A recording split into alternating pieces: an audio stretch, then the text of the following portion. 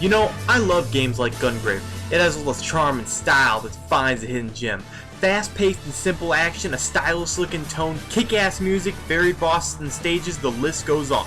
All of this packaged in a rich and sweet history makes Gungrave not just a fun game, but an important one. However, as I played through to the end, there were a few too many problems that made me realize this is a game that not everyone will enjoy.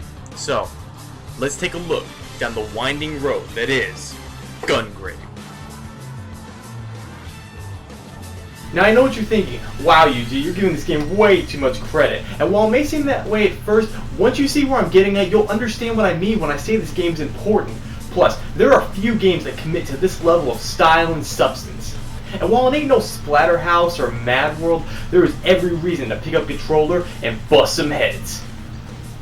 You play as badass on arrival Brandon Heat, or Grave, a 7-foot-tall cowboy hat wearing, big gun toting, I don't give a damn, shoot everything that moves badass. Yeah, Grave's pretty cool. In fact, his full name is Beyond the Grave. Jeez, why did I have him wear a shirt that says I'm a fucking zombie? But hey, no zombie can pull off such kick-ass moves as my boy Grave. As I said before, Grave not only carries 2 giant guns, but also carries a coffin, which is your melee weapon, rocket launcher, machine gun. God, it's awesome! I'm surprised they don't have Grave whip out a nuke, it's so cool. And honestly, Grave himself is a homage to old school spaghetti westerns such as Django or Trigun. From his coffin machine gun to his overall design and moves, you can tell whoever made him loves a good western. I mean, is there honestly anything else I need to say about Grave? I mean, look at him! Enough said, let's move on. There's no subtlety to a game like Gungrave, and there's always appeal to a game like that. You see shit, you shoot shit, that's it. There's no puzzles or items you need to search for or anything like that. Just clear every room of bad guys with much style and speed as possible. Now there's nothing wrong with simplistic gameplay, as long as it's done well, and Gungrave does so by giving you plenty to shoot and great tunes to listen to. Enemies in this game have a decent variety that keep things at a steady pace. You got your common one-hit goons to your hulking thugs. But as levels progress, so do your enemies, to scientists, guys with grenades, guys with rocket launchers, guys with gun suitcases, fat dudes with machine guns. It's a great set of enemies, keeping it fresh every step of the way.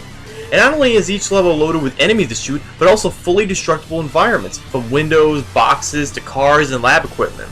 There are some rooms so full of stuff that once you've cleared it of enemies, you'll spend minutes more just shooting every corner to see what blows up. And you're going to want to do this, because comboing your shots is essential. You shoot your gun by pressing the square button, not the triggers. You can lock on by using the L1 button, but if you stand still and mash it, you'll go into rapid fire mode where your character shoots everything in front of him with 100% accuracy, even giving it this awesome animation with your character spinning around, waving his guns like a badass, making this simple act more enjoyable to watch. This is what you'll be doing the majority of the game. This builds up your beat meter on the top left corner, and building it up enough gives you what I like to call a death point. This is where your coffin comes in. By pressing the triangle button, you fire a demolition shot from your coffin. Basically, it's your character's one-shot, kill everything move. It starts off as a rocket launcher, which kills everything in front of you, but getting a high enough score in each level will earn you more shots like a machine gun, which kills all surrounding enemies. Aside from firing your gun from a coffin, you can attack enemies up close and personal by swinging your coffin at them with the R1 button.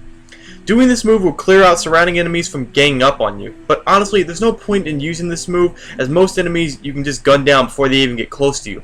However, it is worth to get close to them just to watch them fly. To make Grave walk, use the left analog stick as you do with most games, and to make him run with the O button. Use the right analog stick to do a directional jump. Basically, this is your quick dodge, which means you cannot control your camera. It remains a fixed third-person camera that moves on its own. Now this can be a problem at times, but it never takes away from what's most important, the gameplay, so it's forgiven. But now that we've gotten that out of the way, let's move on to 2 other things this game has to get right. Its level design and its music. In order for a game like Gungrave to succeed, it not only needs to have satisfying gameplay, but varied and creative levels with great music. Luckily, Gungrave succeeds in this department.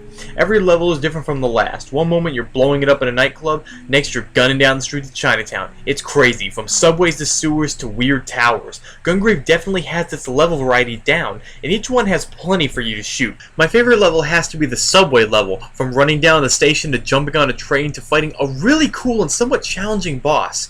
However, I will say the first few levels themselves aren't that hard, since you don't have any bosses or mini bosses till the 3rd level.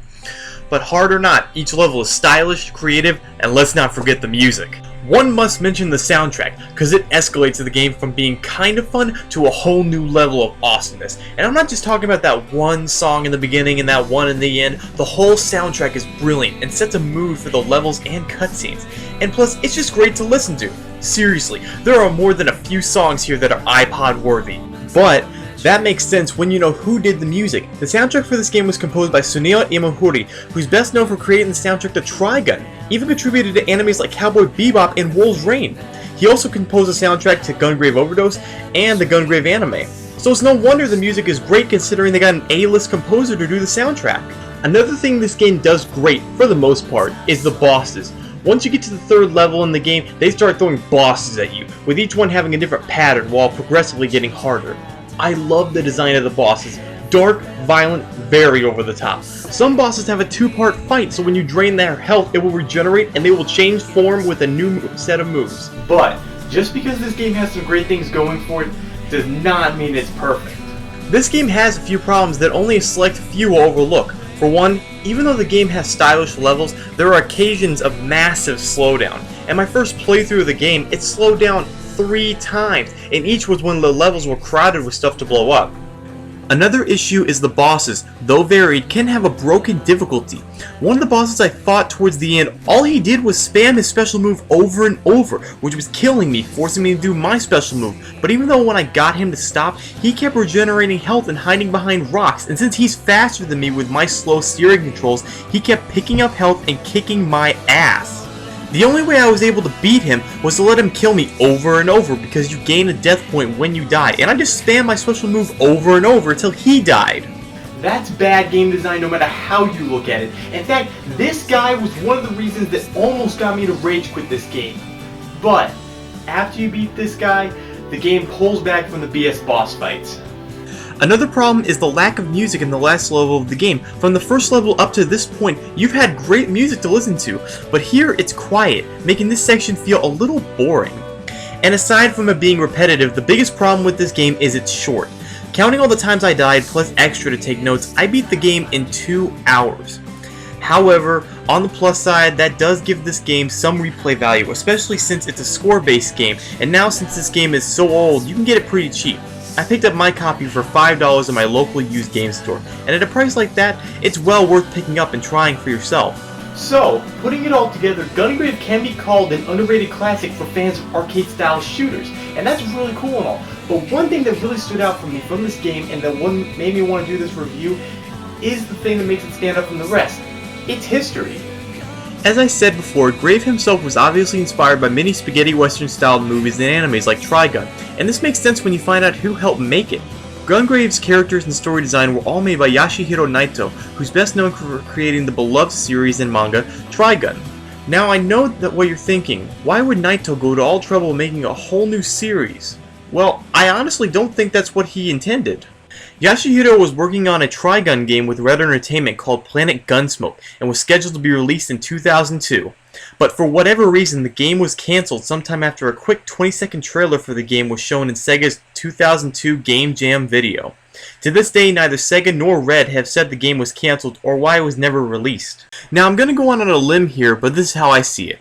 Red Entertainment must have had a certain amount of the game completed and didn't just want to get rid of it, so they had Naito come up with new characters and story, repainted the levels, and BAM! We have Gungrave.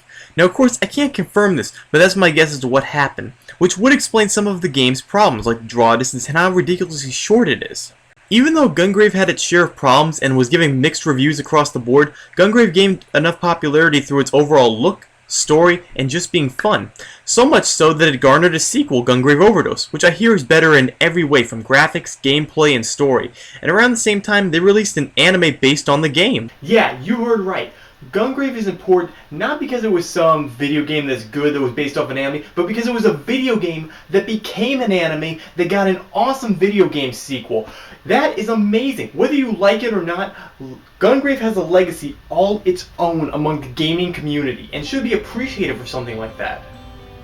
Though, I still wish we got that Trigun game, and I would love to know what happened, because if they released it, I would buy it in a heartbeat. I mean, come on. We got the anime, the manga, Badlands Rumbles were released on DVD, Blu-ray, and TV, and we need a damn game. Sega, Yashihiro, if you're watching this, fans would go crazy if you made a Trigun game. We would support you even if it was just a digital download. Hell, it might even sell more if it was a digital download. Well, I think it's time we wrap this video up. Bottom line, Gungrave is an amazing game. You should definitely check it out. Don't pay too much for it, but check it out if you get the chance. Thank you guys for watching. This is the Universal Gamer signing out.